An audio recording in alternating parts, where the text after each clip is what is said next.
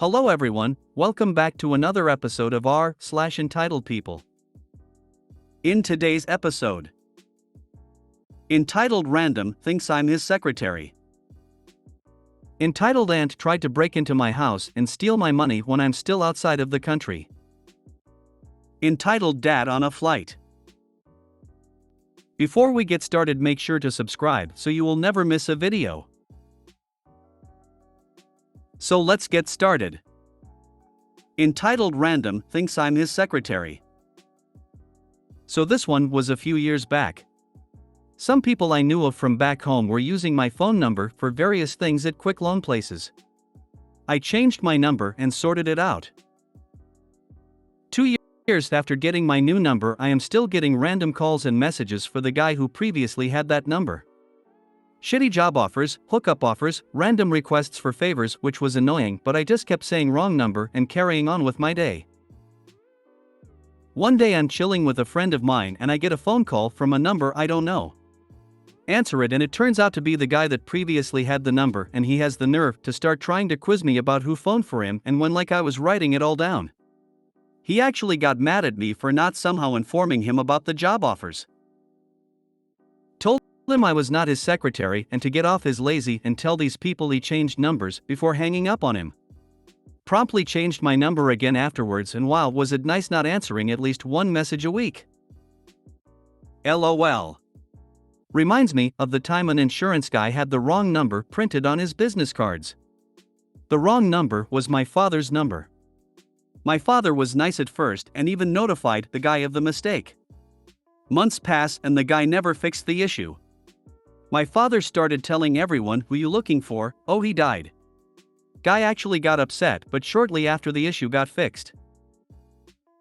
It blows my mind how easily people dump the accountability for their own shit. If that were to happen again, just start making shit up. You're looking for Bob? He's down at the clinic again. This syphilis strain appears to be resistant to treatment.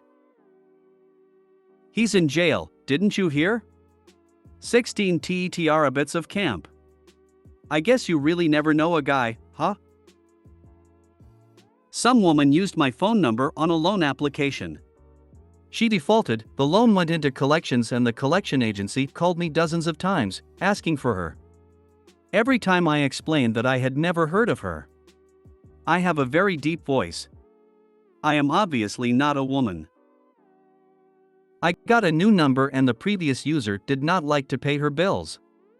I got calls from debt collectors for about 7 years afterwards looking for her. I still get calls and texts for the person who had my number before me. I've had this number for 17 years now, and I think she gives it to people she doesn't actually want to give her real number to. But a few times in the last 5 years I've gotten texts and calls from parole officers, payday loans, job offers, and stuff for some guy who's putting this number down somewhere states away from me. Having to reach back out to the PO to tell them they don't have an accurate number for the parolee was a fun one. They're used to getting lied to, but I think they thought I was the one lying. Screening calls is your friend. Don't pick up if the number's not in your contacts/address book. Entitled Ant tried to break into my house and steal my money when I'm still outside of the country. Hey, I was not expecting to post on this account, but as you can see in the title, things happened last week that I wanted to share on Reddit. This is an update on my AITA and true off my chest. LDR, my aunt needed money for college. I could have helped her, but chose not to because she already got help from my dad and uncle in the past, didn't finish college, and didn't pay them back like she said she would. I told her I was not going to help her, then cut contact with all the relatives who attacked me on the family group chat, and things have been alright ever since. So, I decided to go on my vacation 2 weeks ago because I finished the project I was working on in late May instead of July like we thought we would, so I started to plan the vacation. Who was going to look after my house? I chose my 19 brother cause he can live in my home free of charge as long as he takes care of the place and I trust him. Now to what happened when I was in Germany. I got a WhatsApp call from my brother about how when he was away to get food, he found our aunt's car next to the house, and when he went to check he found that she broke the door and was looking through my staff to most likely to find something of valuable to steal, and she most likely didn't know my brother is temporarily lived there and thought my house is empty.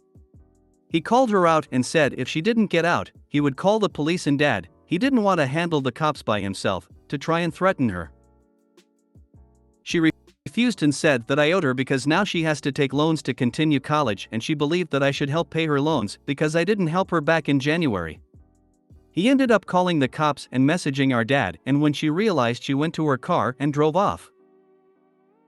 When the cops and Dad came, he told them what happened and showed the camera footage, which shows how she broke the door, went through my staff, and wrecked the place.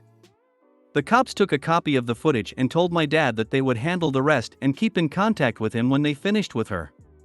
He told me they caught her later in the night in her friend's apartment, and they were going to charge her with breaking and damaging my property, my TV, PS5, part of my games collecting, my gaming PC, and some stuff I don't care about as much as them. So now she is in jail and has a court hearing, and I need to be in the trial. Luckily, my dad's lawyer managed to only need me to be through Zoom instead of coming back to my country for the trial, as long as my dad will be there to represent me as well. Well, I feel like shit on my vacation even though it has been a week. I didn't know my aunt was capable of doing something like that, and some of the games she damaged are old favorites of mine: Pokemon Coliseum and Platinum, SMT, Digital Devil Saga and Nocturne, Persona 3 FAS, Resident Evil 4, and more. Now I hope that when I get to France there won't be any more bad news and I can enjoy the rest of my vacation. At this point, I just hope the train ride will be nice. Your aunt is where she needs to be. An entitled prick who goes to jail. Is paying for your relative's college culturally expected in your world, family, country, etc.?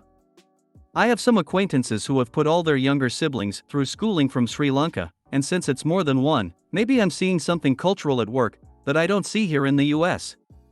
Because if it is not this or not stealing for drugs, it sounds like some kind of mental illness. Maybe she needs to be somewhere else. OMG, with family like this you don't need enemies.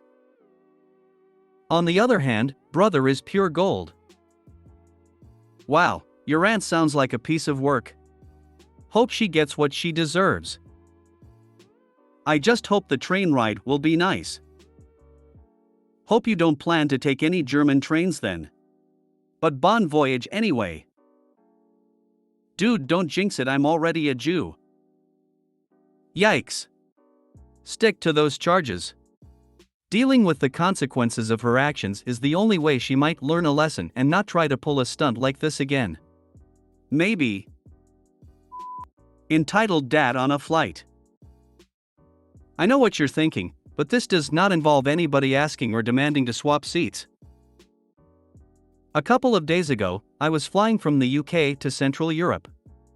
There was a dad, ED, a few rows ahead of me, sat in the aisle seat with his two toddler-aged kids, I'd guess between 18 months, 2 years old, taking the middle and window seats. The kids were a little boisterous, standing on seats and generally being a bit loud, but it was a relatively short flight and I had headphones, so whatever. As we're preparing to land, as in, we'll be on the ground within 5 to 10 minutes, the flight attendant notices that one of the toddlers is still stood on the chair. She approached ED and asked him to sit the child down and fasten his seatbelt. ED refuses and says he's tried, but his son doesn't want to. The flight assistant spends the next few minutes explaining exactly why his child needs to be sat down, with ED refusing. The attendant was clearly getting more and more frustrated when the ED asked if we can just fly around for a bit longer so he can settle his son. QWTF looks from everyone listening to what was going on.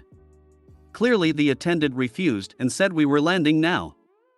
ED tried a few more times to convince the attendant to just give him another half an hour before realizing that wasn't going to happen and finally getting his now screaming son fastened in his seat. We landed less than 2 minutes later.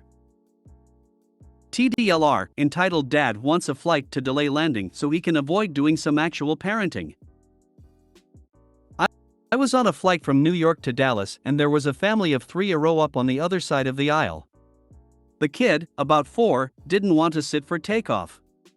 The father said there's nothing I can do. I'll just hold him.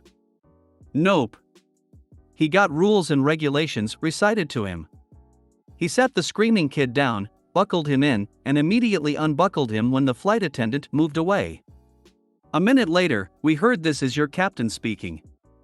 We can leave the gate as soon as Dad's first name in seat number gets his child ready for takeoff. If it takes more than a minute or two, they will be asked to deplane. Well, what do you know? There was suddenly something the dad could do. I don't know what he whispered into his kid's ear, but that boy was an angel for the entire flight. Mom never said a word. That's next level entitlement, alright. My sweet baby would like to see the Eiffel Tower, so can we just go ahead and take a quick detour real fast so he can see it? I have zero control over this child I'm raising to be an irresponsible member of society, so can we just fly around in circles for a while, potentially screwing up the airport's entire schedule of connecting flights in hopes that he decides to cooperate in the next hour or so? After asking nicely, and then explaining the rules and regulations, the next thing the FA should have said was you have 30 seconds to get it done, or the marshals will be meeting you at the gate. All the FA needed to do was ask him if he was willing to foot the fuel bill for the additional 30 minutes of flying. If you made it to the end of the video, thanks for watching. Don't forget to like, subscribe and share, and we will see you in the next video.